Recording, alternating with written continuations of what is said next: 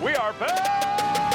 Home of the prodigal son, young Chad Townsend. And Chad Townsend plays to the whistle, kicks away for Valentine home. Townsend. Welcome back to another episode of the Chad Townsend Show. Look, a massive week of rugby league in round 3 of the NRL. We're excited to get into all of the news and results from this past weekend, reacting to some of the biggest news. But before we do get into that, before we have a look at what's on today's show, Victor, I'm going to bring him in. How was your weekend, mate?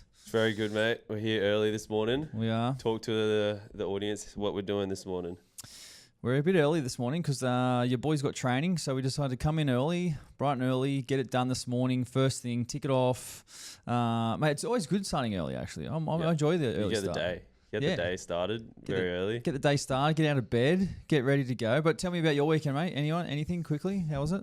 Sharks won. Sharks won. Yeah, you happy about Couple that? drinks on Saturday, watching the game. Yeah. Chill Sunday. The usual. Nice. The usual was good. It was good. I like that. All right, today's show, let's get into it. We react to the biggest moments from this past weekend. We have a look at what's trending at the moment in the NRL with some of the biggest news going around. We have a look at Halfback House, where we have a look at some halves in the competition. We're going to have a look at some of the tries they set up and sort of breaking down their play, have a look at some of their stats. And then, of course, we always finish with our fan questions. And if you're new here or you've been listening for a couple of weeks now, please make sure you do subscribe to the channel here on YouTube. It is greatly appreciated. Drop your comments below. We answer the best questions here on the podcast. So if you want to get involved in the show, drop a comment below on YouTube. And if you're listening over on an audio platform, please make sure you rate and review. These small little things don't take too much, but obviously they help us out a lot. We've only just sort of started the podcast on a regular basis, so we're looking to sort of grow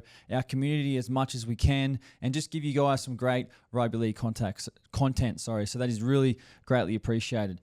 Let's get stuck into it. Some of the news around, or the biggest results from the weekend, obviously, the Roosters play the Warriors. We went over across the ditch, and unfortunately, we got done 14-6 to the Warriors. A really disappointing result for us. Obviously, it's, you obviously either win or you lose. You know what I mean? So it's you're either up here or you're bloody down here. So, yeah, disappointing result for us. We led the game for most of the game. I thought it was a really, really tough game, to be honest. Very physical game. And, a lot of ball in play, a lot of tackling, which we'll touch on a little bit later on.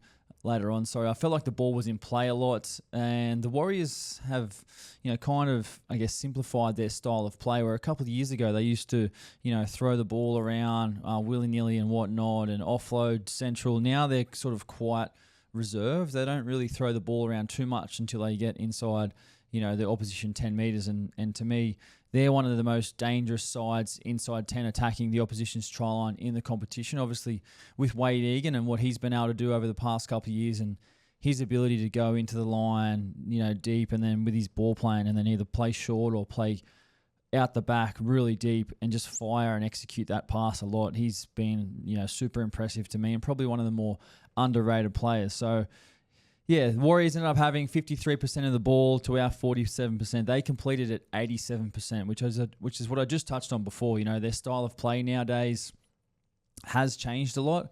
They are a bit more reserved. They do tend to sort of, don't throw the ball around as much. They sort of will back themselves to play a long game, kick to the corners, which has sort of changed their identity, I think, a little bit. And that was a standout stat for me once I sort of got off the field and had a look over the stats. I thought, wow, that's 87% is, extremely, that's probably the highest of the whole weekend in the competition. So, obviously 70% completion for us, so a little bit lower, 17% lower than the Warriors, which gave them a tad more field position and possession.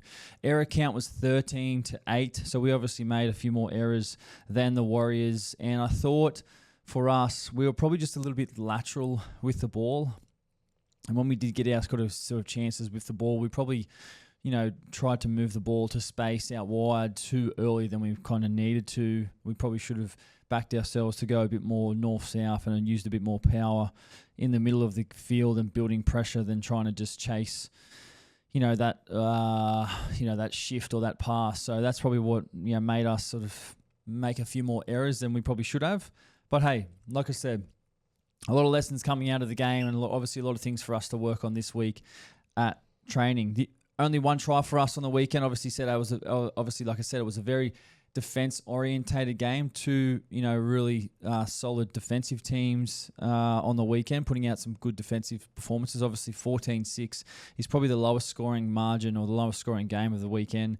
The first and only try for us was from Nafahu White, who goes back to New Zealand playing in front of his friends and family, and it was a short pass from Connor Watson on last tackle. And if you have a look at this one closely, it is last tackle, and we are around the post, and we've got to set up for a shift to our right where Kurt Capewell looks up, and he obviously sees me standing in front of him because it is last tackle, and he's thinking, I've got to get up and pressure Chad. It's last tackle of, so he's kind of only got eyes for me. And Connor Watson sees this, and then he plays Nafahu White, and who's too big and too strong. And because Capewell is he's looking out, Fahu takes the space on the inside, and you'll see Capes in the replay. He says something. He says a word that we can't repeat here on the podcast, but you can kind of see that space that Capes he goes out, and Connor sees it, plays short, a nice little pass there. Anything to add there, Victor? Did you see that?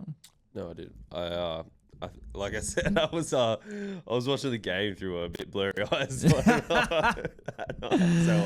love that. I love that. You've got first-hand experience. They're going to talk about it way better than I will. Of course. I love that. I love the honesty from it. This is why we love that stuff. The second half, obviously, not too many tries in this game. Like I said, it would have been an entertaining game to watch, with a lot of good defense, but obviously not many tries scored. The second half, we kind of only managed one set attacking the Warriors try line, and in that set we went too wide too early, and we ended up, I'm pretty sure, making an error or getting taken out of touch. So that's probably the biggest takeaway for us with the ball. We probably needed to be a bit more straighter, and you'll see, if you watch the game closely, you'll see the Warriors, a lot of the times when they shifted, they would drop back under to Marata Niokore. He was the guy who would straighten them up on the edge, and then they would kind of all set back up to the open and play off like Dylan Walker or Aaron Clark or one of their middle forwards. So that's probably something that we need to probably learn about, just, if it's not on, not forcing it to go wide to the sideline, like being able to drop someone back under and just play a bit more of a patient game, not really chase points. So that's a real lesson for us, and I've got no doubt we'll work at that this week at training. One of the stats I wanted to talk about from this game, which was really interesting, Victor, and I want to give you a guess. It involves myself, and it's one of the it's a record for myself. Any guesses from you? I did see this stat. We talk about it a lot on the podcast, don't we? It's your tackles, huh? You love your tackles. 42 tackles, mate. 42 tackles from the halfback. Wow. You were just feeling it that night, huh? I got off the field and I said to Sandon Smith, all I felt like I did tonight was tackle. And it's an interesting one because I never thought in my life that I would have 42. And I think, I always talk to Sandon and I say, if I make above 20, then we probably lose the game. But if I make less than 20, we should win the game. So I looked at Metcalf and Chanel. They had 17 and 18 tackles. That's less than half what I did. Yeah. And they, would go on to win the game. Making 42 tackles is just insane for a halfback. I just cannot believe that I made that many. I did not know it was going to be 42. I didn't feel like it was 42. I thought it might have been 30, which is massively high for me. But 42? Do you feel like they were coming down your side a fair bit? I don't feel like more than usual, yeah. More than usual. But I'm just gobsmacked at 42. 2 misses, by the way. Just 2 misses, so I'm pretty happy with that. That's 95% tackle pretty efficiency. Good. So, I don't know. Usually they'll be putting you at lock next week. Hey? They'll be putting you at lock next week. Yeah, I know.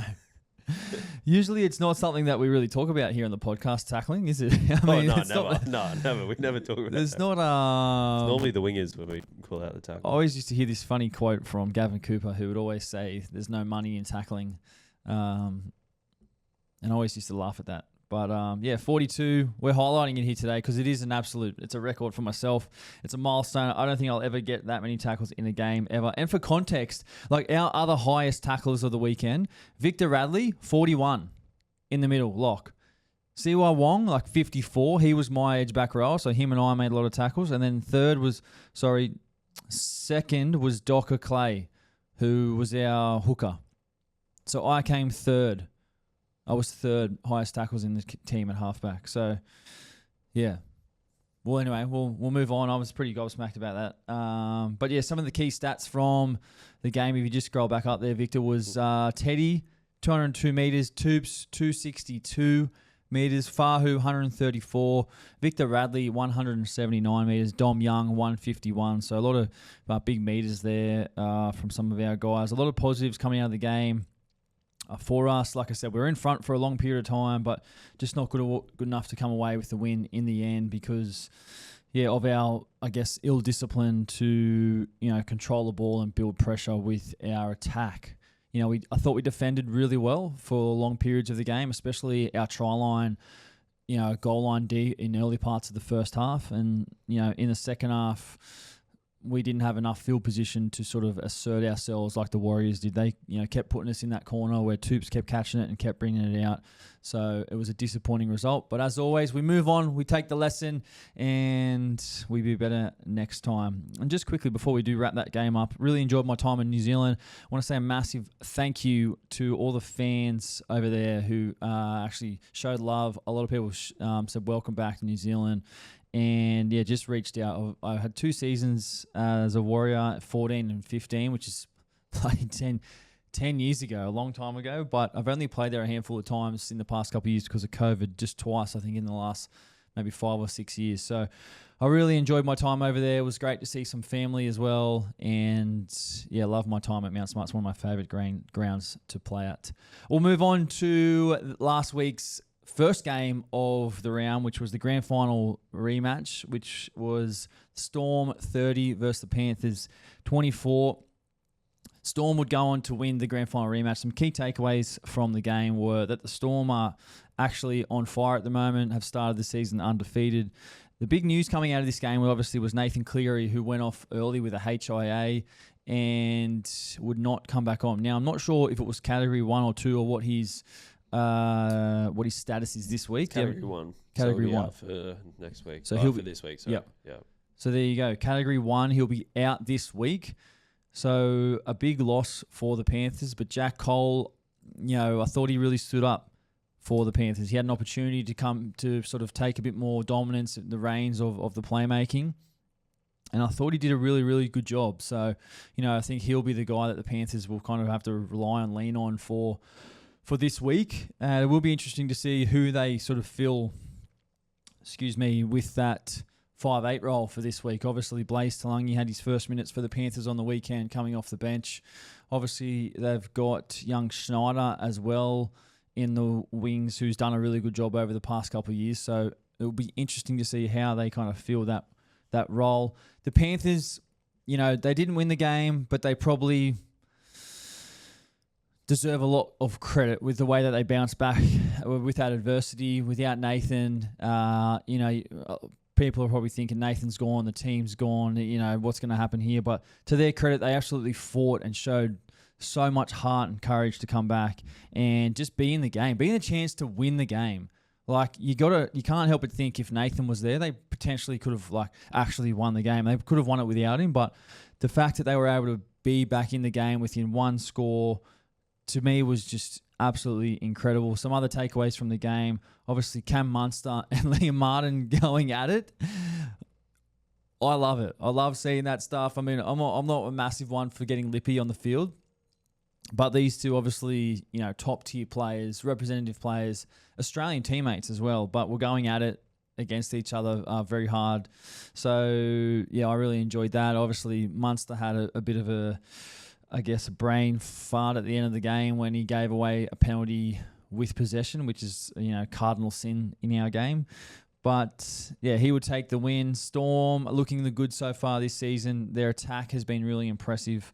Their key spine players have played a lot of football together, and that's why these guys are so, they're so on song, they're so in sync, and they just sort of capitalize on anything. Did you see any of the highlights of this game, Victor? I'm just so impressed with that Storm spine. Especially Pappy. going through how many injuries he's had, to be as quick and agile and come back and start the season as he has, it's just so good. And yeah, they're looking so. Yeah, you can't help but think, without, if he were to not have these injuries, like would he be a different player? But he's still an incredible player. His speed and his speed off the mark, his footwork, his ability to just read the play, I think, is probably one of the best in the competition. And he's only obviously a tiny little fella, so yeah, really impressive. And we'll take a bit more of a deeper look into Puppy's match-winning try later in Halfback House. We'll break that down. Next game of the weekend was the game after us, the main game on Friday night. Sorry, Broncos 26, Cowboys 16. Key takeaways from the game: Payne Haas is the best front rower in the competition right now. Wow, what an absolute beast! Wow, that run for a man that size to just run around a fullback, he's got all the momentum. Just absolute bull. Absolute beast, man. He's just getting better and better, and it's crazy to think what he's done so far in the game, and he's still got so long to go. Yep. I'm not sure of his age, but Victor just checked that because he has, maybe 8 years left in the NRL. He's not. Yeah, he's he's got a long time. He's 25. 25 years old. 25 years old. That's crazy. 25. Payne Haas. That's crazy. Ridiculous. To be honest, if we were talking about 10-year contracts last week, yeah.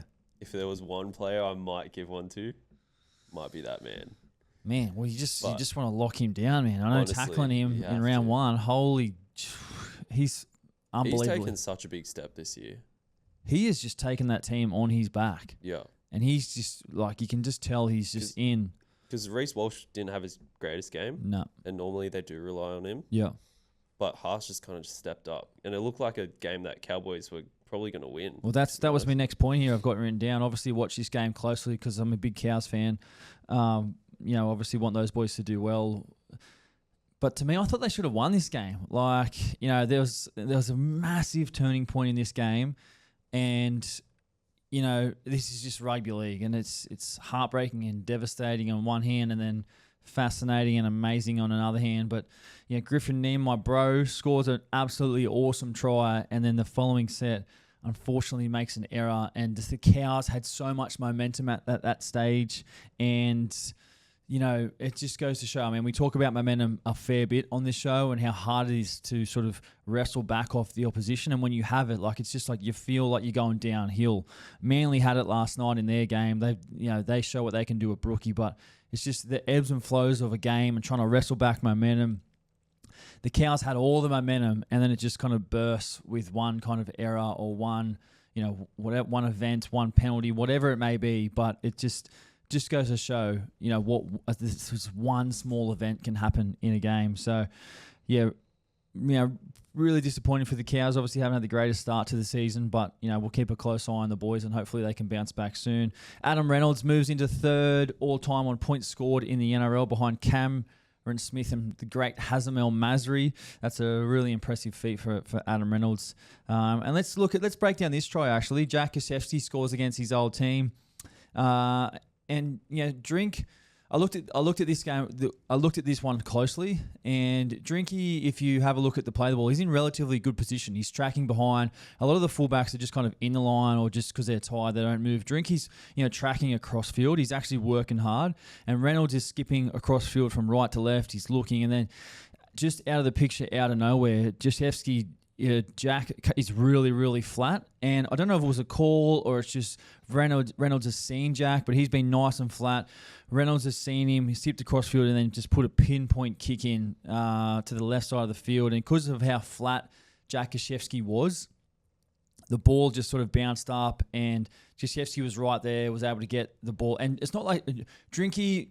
I wouldn't say he was out of position because he was moving there and he was really close to the ball. So I'm not sure if he could have done anything else in that position. I thought it was just a really, the kick was on point. The chase was on point. He was right, timed his run really well. And then obviously they have a little shove there, I think, before or after he puts it down. There's a bit of a shoulder there, which I think they would have laughed at the game. But really good heads-up play by Jack Krzyzewski and Adam Reynolds. I thought Krzyzewski's the ski, as he's more well known to the boys. He deserves a bit of a rap. He's obviously won that starting left back row position over Brendan Piakura. He's gone to the Broncos and done really well. So just wanted to break that down, that try down. I thought he'd done a really good job. Anything to add there, Victor? Yes. Yeah, I just want to know your opinion. If you're Laurie Daly now, looking at how Maguire has used halves this season, do you just copy and paste? For sure, definitely. I think it's been well documented that Payne Haas has probably played too many minutes over the past couple of years. Well, he played 72 in this game. Yeah. 71. Yeah, but in these opening couple of rounds, he hasn't played that many. He's given him a spell. And I think the Broncos have shown that like their pack, while Willison is young, Corey Jensen's reliable. I think they probably you don't want to pound him in the rock too hard. Yeah. It's a long season, but of course, there's going to be games where he'll play like 71 or he might play 80 on the rarity. But for the long term, I think you probably look at maybe cutting his minutes a little bit. If you're like, obviously depends how the game's going as well. Yeah. I mean, you want your best player out there when the game's on the line. But yeah, I mean, in Origin, there's good players everywhere. So I think using him with regards to obviously the game and how he's going is going to be one to take in. But at 25, he's probably got 9 years in front of him. Got a while. You know what I mean? How's he going to be going if he's playing 80 minutes every week in 9 years' time? It takes a toll on you. So Yeah, for sure. that's one to keep an eye on. Let's keep an eye on his minutes over the next month and just maybe have a look, see how he's going. The next game was your Sharkies 27, Rabbitohs 12. Shark Park looking an absolute treat on the weekend, wasn't it? It was a nice weekend at Shark Park, wasn't it? Yeah, I mean, it wasn't. You kind of miss playing the old Shire sunny day. No, I don't miss it. I mean, you live here, so yeah. I mean, I live in the like Shire. Like, I did spend time on that hill as a kid, watching those games. So I always have a soft spot. I do have a soft spot for the Sharkies, but Braden Trindle, let's give him some flowers today. Isn't he on fire at the moment? Your man. Unreal. There's 2 40-20 kicks. Like that's the way you kick a 40-20 at Shark Park. That corner, that just blew my the mind. the way the wind goes, the way the field goes, that's the corner you go to. And he obviously knows that. But I know he's wearing number 6 on his back at the moment. But to me, he's the halfback. He's running the team. He's doing all the kicking. He's setting up Nico for tries out wide and out the back. And it's working at the moment. It's working. It's working. A lot of people are saying, give Nico the 6, give Trindle the 7. But to me, the number doesn't really matter if they're going to play like this. It doesn't really matter.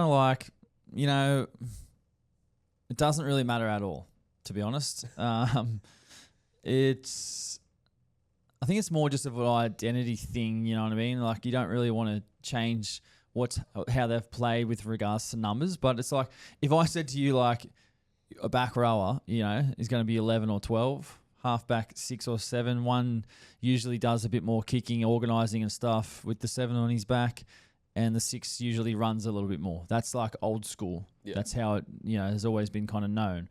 But yeah, I think these guys have got down pat who they are at the moment, and they're playing to their strengths. Like Tricky Trindle has a great boot on him, a big boot, and they're utilising that, a good kick on him, even though he's playing on the left side of the field, which we've spoken about before, to get a little bit more pressure. But he finds himself on the other side of the field where he can execute his kick when he needs to. So, I thought Tricky deserves his flowers. What a great game from him. Ronaldo and KL Iro were on fire on the weekend, 197 metres and 264 metres, including some long-range efforts, which were absolutely crazy to come from your own in-goal and actually score a try at the other end. That's insane.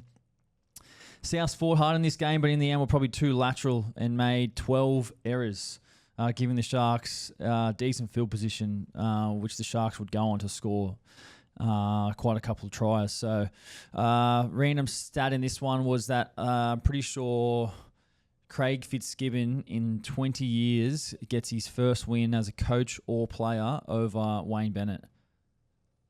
I'm pretty sure that's what Drinky told me. I don't know if he's just jammed me up, but that's what he texted me. So I don't know if we can actually fact check that. But it might have been some stat that Drinky, so let's just hold Drinky to that one because he sent it to me. But yeah, we'll see what happens. Next game, Tigers versus Dolphins. Tigers 30, Dolphins 18. Key takeaways from this game. Fanua Polak has a breakout game, 212 metres from the starting front rower, including Terrell Mays, 182. Another great effort from him. Look, that's what you want to see from your starting front rowers. 212 metres, 182 metres just means there's so much go forward from these young front rowers. Appy had a game. I thought he was absolutely sensational in the middle, a real difference maker. It's real interesting, actually, at the moment how Benji's using his hooker rotation. Obviously, Appy starts the game, and then young De Silva will come on, and he just kind of creates havoc and runs around the ruck off the back of some quick play the balls. And then Uppy comes on. He iced the game at the end of the game. I thought he was really impressive. Just the way he's sort of, scored that try and he's able to lead the group. And, you can tell the way he speaks. He's very proud of this team and, really happy to be there. So I was just really impressed with him. I thought he deserves a bit of a shout out. Tigers have been much, much improved this season. Their style of play, their attack. Obviously, when you add these new players, their attack has changed a lot. Not only Jerome Luai, but the likes of Jack Bird, who's coming off the bench and playing lock in the middle. He looks really at home at the moment. I really like what I see from Birdie. He looks really locked in. And you want to add on the Dolphins kit there, Victor. You're a big fan of that. Yeah, they were fire. Yeah. Heritage kits, I think, for this season. As soon as they stepped on the field, I was like, all right, that's my first note of the game. I loved it, actually. Yeah, I thought they were awesome. They were clean, yeah. They were really clean, just the red and the white, old school. I know Redcliffe, in the NRL, are very new, but Redcliffe, Dolphins as a club, have got a rich history. So in the Queensland Cup and in Queensland Rugby League and whatever it is, but I thought the kits were fire. Props to the Tigers, far out. Yeah. They deserve some credit, man. They've had 4 years of wooden spoon. That's crazy. That's tough to break, man. That's tough to break for guys that have been there for that long or for a while. It's like losing is winning is a part of the DNA. Losing can be a part of a DNA too. Yeah. So trying to change that mold, it does take time. It definitely does take time. But these guys, man, they just look. I don't know. To me, they just look like a different team. And people were still writing them off at the start of the season, even after bringing in Luai, Terrell May. They were saying, Tigers are still going to be the Tigers, Yeah. But I think this season, being down at half time, I think 18-12, come back in that second half and grab the win. It's just, you can tell. It's different energy. Different energy, and that's what we, like to see. These guys having an absolute crack this year. It's good to see. Next game, Titans 26, Knights 6. Key takeaways, probably see this game not ending up like that. Obviously, the Knights have been on fire so far this season. Lose their first game of the year. Titans haven't started the season that great, but a real bounce back for them last week last week against the Bulldogs. Obviously, their loss at Belmore was significant. Obviously, had a big week at training and playing back at home against the Knights. They were definitely up for this game. I thought Jaden Campbell was on fire. Both Fermor looked excellent. David Fafita got on the game in the first half. He looked damaging. And Keanu Kinney, 221 metres. He was everywhere in this game. He's one of my favourite fullbacks in the competition. I love watching this kid play. And the Knights, they had an issue with ball handling, completing at 67% and 18 errors. 18 errors is not going to win you the game. Pretty much sums up the reason as to why they lost. Too many errors, which then makes you tackle more, which then makes you fatigue more. And that would have been really frustrating for the Knights. Des looks like he's got the spine locked in now. The three fullbacks, I think they're finding their way. I thought Campbell, was excellent. Some try assists with him and Fermor. They are working well together. And it was always going to be the question of, those three guys. Can they sort of combine together? Are they going to be too flashy or too much X factor? But I think they're finding that balance. And I think Jaden Campbell is the guy to kind of, lead that. I think, he's got that X factor in him, but his ability just to kick to corners and sort of, stay to the game plan, I've been really enjoying watching. So, shout out to them. I'm pretty sure we play them this week, round 4 at home. So it's going to be a big test for us. Next game was Dogs 16, Eels 8. Some key takeaways from this game. Well, Zach Lomax What an absolute beast. I mean, Eels lost, but Zach Lomax, like, what a game. 291 metres, competing on all kicks, like, especially in the second half. The chip and chase before half-time, I absolutely loved it. Absolutely loved it. It just looked like Zach Lomax was out there and was just like, hey, I don't actually give a stuff what's going on. I'm just going to get out and just give it a go. And just went balls deep, just went hard as. And I absolutely loved it. I was sitting there watching. He was like, he'd jog back to the wing. He'd get the ball. He'd make it carry. He'd carry again. And then he'd chase the kick. Then he'd go and rest while the team defends. It was like he just wasn't making tackles, but he was just like in this loop of like. Well, he was defending out on the wing. Yeah, he was playing wing, but like it was just like he was in this loop of like, I don't have to make tackles, so I can just conserve all my energy and then put all my energy into my attack and my kick chase. And I think like you want to use him to his strengths. Like that's his strength. So to me, I thought he had one of the best games. I thought Jack Williams, led the way for Para as well in the middle. I know he had an error early, but I thought he was really physical. He's new to the Parramatta Eels side. Jack Williams is part of their leadership group. He's a great player, a great bloke, and I thought he deserved a shout out because I thought I was watching the game closely and I thought some of his tackling and some of his touches, the way he carried the ball, he was really, really strong. The Dogs did enough to hold on. They'll probably take a little bit of a few things to work on this game, but I thought it was probably their ability to just, when things weren't going their way, just complete and kick to the corner. That really, really impressed me about the Dogs. And that's probably something that Serraldo has molded into this team over the past couple of years, where previously, like sides who that doesn't happen, they try and force it and then they make errors and then they end up defending their try line, then they concede points. The Dogs, it was just like, hey, we only, we might start inside our 10, we might only get to our 40, but hey, we'll still kick it back to you. And they just consistently did that. They consistently got to their kicks. And the commentators kept saying that, hey, the Bulldogs aren't making too many meters. And I was like, well, they're still getting to their kick. Like they're keeping them away from the try line. So that I thought was a big positive from the Bulldogs. Yeah, Anything they else? completed 87% compared to Paris 77. So 87 to 77. So there you go. Like after Addo scored, where Eels kind of like picked up their energy and looked like they were going to get on the front foot. I made a note. Yeah, I was like, Bulldogs were just still completing. Yep. They weren't getting into the Eels half, but they were completing, not making many errors, which was like definitely what won them to get the game. So yeah, that was that was when the game was like back and forth, and you could see a little bit of momentum changing, and the Dogs, they just didn't alter from the plan. But you want to touch on this one, Josh Curran. What's doing there, Josh Curran? I know actually Serraldo actually wanted to question the referees after this. I saw in his press conference.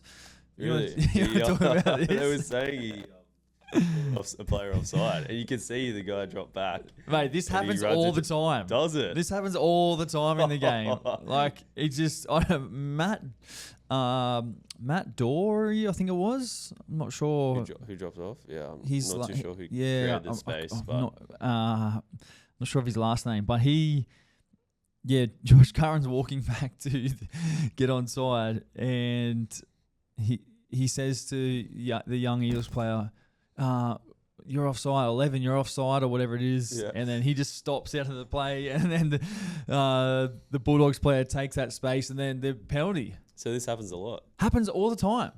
Like, I've heard it so much, but I've never seen anyone actually stop and get out of the way. So, I mean, he's doing the right thing, but it happens all the time, man. Honestly, I've heard it all the time, but I've just never seen it. So, referee gives away a penalty for, I think it was unsportsmanlike conduct. Yeah. Or misconduct, which I don't actually mind it. It's play on, but I don't know. Is it play on? We want to hear from you guys. Drop us a comment. Is that sweet? Is it play on, or is that a penalty? Oh, it's a penalty for sure, in my opinion. I'm happy with the penalty. I don't actually like. He does take an unfair advantage, It's just funny. It is funny. It's It is imposter. funny. It is imposter. But yeah. Anyway, well, yeah, we want to hear from you guys on that. What do you guys think? Is it penalty? Is it play on? Let us know. The last game of the weekend, Manly versus Raiders. Key takeaways that were Four Pines Park, an absolute fortress. When Manly have the momentum, holy geez, it is hard to get back. And that's why when Manly score like one try, then they score another try, then they score another try. They've got all the momentum, and that's what I was saying before. Like if you're down playing downhill, like it's so hard to get that back.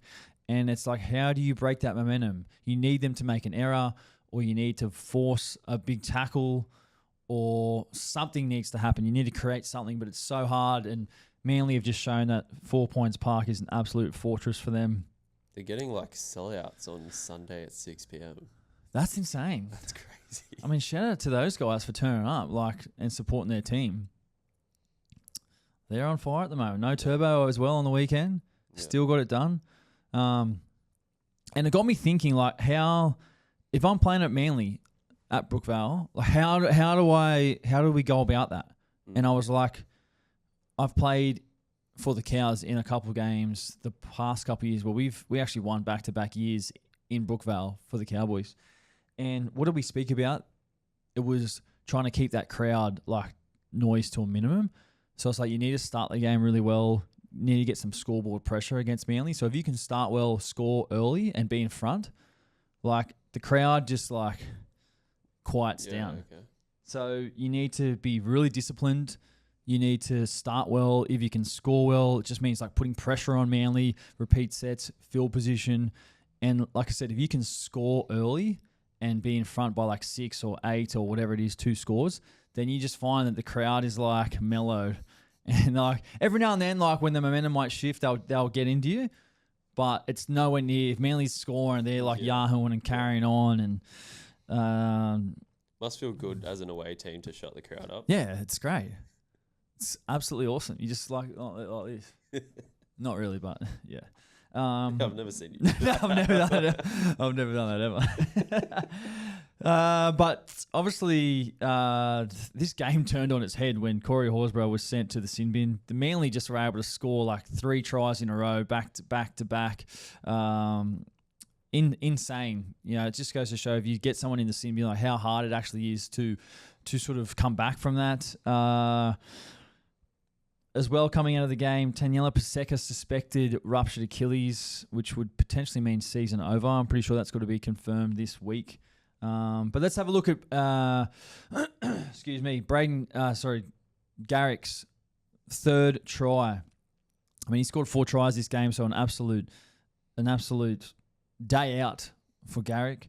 But his third try, Manly would to shift right. Cherry Evans gets the ball right side of the field, and he's bringing Homoli Olakauatu under him to show, and then Garrick's going to go straight on a lead with Hopewadi out the back.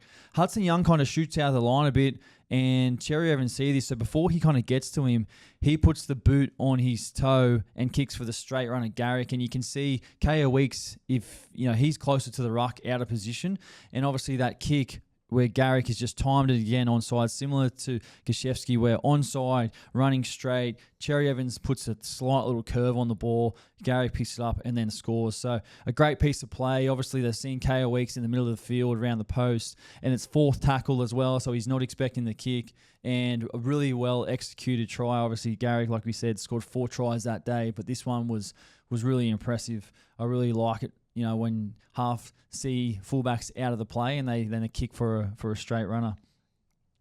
Probably a wake-up call for the Raiders so far this season, who started the season relatively well. Obviously, we're 2-0 heading into this game. Now fall back to 2-1. Definitely take a couple lessons. I think it just goes to show the momentum and the importance of the momentum. I heard they said at halftime, Ricky Stewart was pretty calm at halftime, even though they just conceded all those tries. Obviously, with the lack of ball they had, would have been interesting to see his thoughts, in the sheds after the game, how he was, obviously, because they have had such a great start to the season. But obviously, taking a couple lessons from that game. Manly on fire, like we said, without Turbo. A lot of things went right, and they're very, very hard to beat at Manly. Mate, we'll move on to the next part of the day, and that's Big Footy Guy. So If you don't know, we nominate 3 guys every single week who have had absolutely phenomenal weeks on the field. And we highlight these guys and we give you guys a chance to vote who your big footy guy of the week is. So head over to our Instagram at Chad Townsend Show. You'll see the graphic. All you need to do is just comment on the post who you think the big footy guy of the week is, and you'll go in the draw to win a $50 voucher to playersgolfclub.com.au. You can shop all the merch there, polos, hats, t-shirts, accessories. And our first nomination of the week is Payne Haas. Like we said earlier, an absolute beast. 71 minutes, 1 try, 214 metres, 9 tackle breaks, 2 line breaks, 1 line break assist, 5 offloads, 36 tackles. He didn't get 42, Victor, but... No, yeah. But 36 tackles. Put you in there. What about those stats, man? That's insane stat line. That's a stupid stat line. That's a stat line, man. 25 years old in the front row and still so much more of his career to go. I mean, the sky is the absolute limit for this guy. Our next nomination for big footy guy of the week, we spoke about him before, Zach Lomax. 30 runs, which is just insane. 291 metres, 9 tackle breaks, 1 line break. In a losing side, Zach Lomax was the best on field for Parramatta. He was outstanding. Just wanted to get in the game. Like I said, he was just like, stuff it. I'm just going to do whatever. I'm just going to compete. Stuff it. I'm going to compete on every kick. I'm going to chill in defence on the wing, and I'll come in and I'll just carry twice a set and then chase on last. Insane. Ruben Garrick, newborn baby as well. Congratulations to Ruben. And 4 tries. I mean, 4 tries is just insane. His point scoring tally would have been insane yesterday. 4 tries, 7 tackle breaks, 3 line breaks, 6 or 7 conversions. So an insane stat line and a day out for Ruben Garrick. Next up, Victor, we've got what's trending in the NRL last week, mate. Do you want to take the reins here? Let us know. You want to talk to us about Cheese signing a contract, obviously, to the South. Currently your boy at the Roosters. Have you had any chats with him? And what do you think of the move? Yeah, look, obviously that was the massive news last week. We record our shows on Monday, so I'm not sure if this came out on the Tuesday or Wednesday or whenever it was, but Brandon Smith makes his decision to go to South Sydney. Am I surprised about this? Not at all. Obviously, the Roosters have just signed Reece Robson for the next 4 years, starting next year, so... that would then mean Brandon, his position is kind of taken, so he needs to kind of look elsewhere. I'm pretty sure he's known that for a while, and his agent has been out there looking for a deal for him. So, really happy for Cheese. I've been really enjoying getting to know him. I've always sort of known him from afar, but just to get to know him a bit more personally. One thing about Brandon is he's very, very knowledgeable. While he's injured, he's not due back, I'm pretty sure, till mid-season. He still sits in all of our team meetings and he still offers all of us advice and things about footy and what he sees, which I didn't know he was like. But obviously, like I said, getting to spend some more time with him and sitting in these meetings and listening to him speak, I'm like, hey, mate, like this guy's got some real wisdom. He actually watches the game quite closely. He breaks it down. He's got great ideas about our attack and what we should be doing. So he actually texted me after, I think it might have been our round 2 game, and just said, hey, bro, like I just watched the game back. Just wanted to say, man, like your kicking game was on point last night. And I was like, far out, man. I appreciate that. That's love. Cops a lot of stick, Cheese. That's love. He cops a lot of stick, and, man, he's got personality. And sometimes people just want you to just don't have personality. They just want you to just be a robot and just I don't know, just shut up. Yeah. And Cheese just doesn't do that, man. He's himself. He kind of says it how it is. He loves footy. He's a larrikin. He always has a joke. I'll never ever forget hearing the story about him putting rocks in Craig Bellamy's backpack. It's an old Storm. It's an old Storm one. He put rocks in Craig Bellamy's backpack and he was carrying around this heavy ass backpack. So he's an absolute larrikin, man. Very happy for him to secure his future. When anyone of the boys can secure, a contract wherever it may be, you've got to, applaud them and just be happy for them. So, yeah, pretty big news, but. Congrats to the Cheeks. Next one on What's Trending, Ponga. Kalen Ponga looking at some extension talks at the moment, Victor. $2 million per season. All rumours. We want to clarify. Rumours or trumours? Oh, God. Man, I don't even know when he's contracted until 2030. Like, how does... No, not this one. This was the rumoured contract till 2030. When is he actually... I mean, it'd be interesting to see when he's off contract, because I don't know. I think he just signed, like, a new deal. 2027. 2027. So, he's off contract in, like, 2 years' time. And we're already talking about... And who's, like, just thrown this up? It's like the other week when Dylan Brown signed it elsewhere. It's like all of a sudden they're talking about, like, Jerome Luai and... what's the 5'8's name again? I've had a mind blank. Tigers 5'8", young kid. Oh, Galvin, sorry. Lockie Galvin. Like, as soon as Dylan Brown signed, they were like, oh, these guys are going to replace him. I'm like, man, Lachlan Galvin's the best young half in the competition. He's not going anywhere. Jerome Luai's just on like a 3 or 4 year deal with the Tigers. Like, why is his name getting thrown up as a replacement at Parramatta? Yeah, I don't know why Luai was the media. Talks, eh? This is like the media. This is why, like, a lot of people can't trust the media, because it's like, who's actually making this stuff up? And, like, extension talks, like, he's contracted till 2027 right now. But it will be interesting to see actually who is the $2 million man, the first $2 million man. My take is, I know he's on long contract at the moment. Nathan Cleary, he's obviously, going to be there or thereabouts. Yeah, has to be. I don't know when he's off contract, and I know the salary cap's going to go up. Obviously, we spoke about the new TV deal last week. Volandi's talking about Netflix, Amazon Prime. Obviously, we got Fox League, 7, 9, 10. I don't know how it's going to work out. It's going to be interesting to see that TV deal, Victor. We should keep an eye on that and how that goes. I'm just hoping they don't. I heard talks that they were going to split different games on different streaming services. Well, they do it in the NFL, so. But I hope there's at least one singular place where you can watch it, like an NRL Plus or whatever. Yeah. So I don't want to be buying all these streaming services I know. just I to watch. that. Mate, let's go move on to Halfback House. Cam Munster, 3 try assists on the weekend. Let's break down the game-winning try for Pappenhausen now. Tui Kamikamica, they send Tui over to the left side of the field, who absolutely creates havoc. And then the young fullback Jenkins is kind of in and around the ruck and in the tackle, and, he's not sure, I guess, what he's doing, because he's just so caught up in what Tui's been able to create. And then Munster gets like a 2-pass off the edge. He sees that Jenkins is quite tight and close. And then Pappenhausen's just like communicated from the outside in and said to Munster, like, kick it for me. This well-timed run, and Munster's just kind of kicked it into space.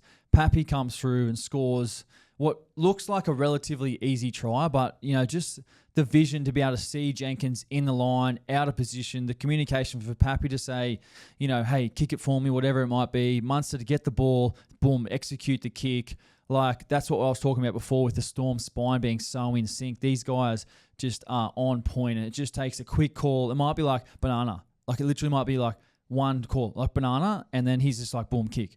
So whatever the call is, they've obviously called it straight away. They've both seen it. It's like, see the same thing, do the same thing. That's what I used to say to Tommy Dearden. We need to see the same thing. We need to do the same thing. That's a connection. That's a spine working together. So I thought that was really, really nice. And our next nominee for Halfback House was Braden Trindle. We spoke about him before. 1 try assist, 2 40-20s, but it was his vision and his work in setting up the Braden Trindle try, which we spoke about